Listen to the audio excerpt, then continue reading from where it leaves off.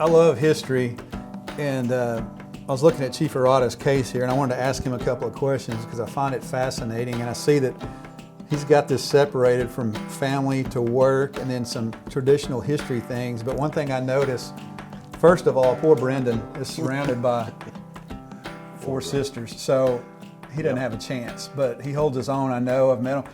This picture was obviously taken just a few years ago. He's quite a bit bigger now. Oh yeah, absolutely. But you were telling me earlier where they were all born, which is interesting to me because of your background, you know, different states that they were born in and why you were there. I think that's interesting as well. Cool.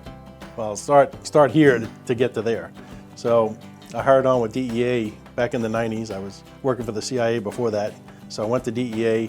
When I graduated the FBI Academy, they sent us out to Los Angeles. So I did 13 years in Los Angeles, and while I was in Los Angeles, I joined the aviation division and became a special agent pilot. And so throughout my career, Fixed wing?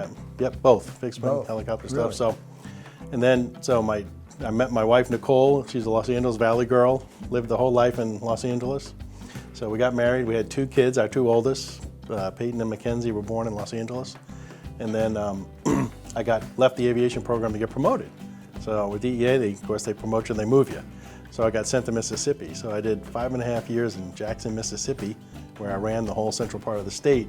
That's where my 2 daughters, Hartley and Reagan, were born.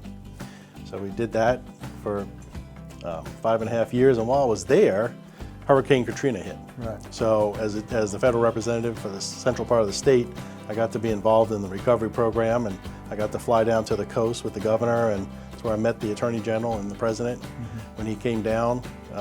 So I got to that. That's what that picture is. So, and then after Mississippi, I got sent to Virginia to do my headquarters time. So where I stayed at our headquarters facility and got sent overseas and worked in the United Nations in Vienna, and that's when Brendan was born. So so I got 2 Californians, 2 Mississippi, and a Virginia boy. So we did that, and I got put back in the aviation program in DEA headquarters, representing DEA for Afghanistan, Central and South America, and just the liaison for the aviation program that's based here in Dallas. Right. So after 3 years of doing that, I got transferred here and promoted, and that's what this title is Assistant Special Agent in Charge of the Aviation Division. So I did that for 3 years, which is based at Alliance. Okay. So that's how I ended up here in Trophy Club. Living here in Trophy Club, it's only a 15-minute drive to Alliance Airport. Right. So when this job opened up, I applied for it and didn't think I stood much of a chance because 50 other people applied.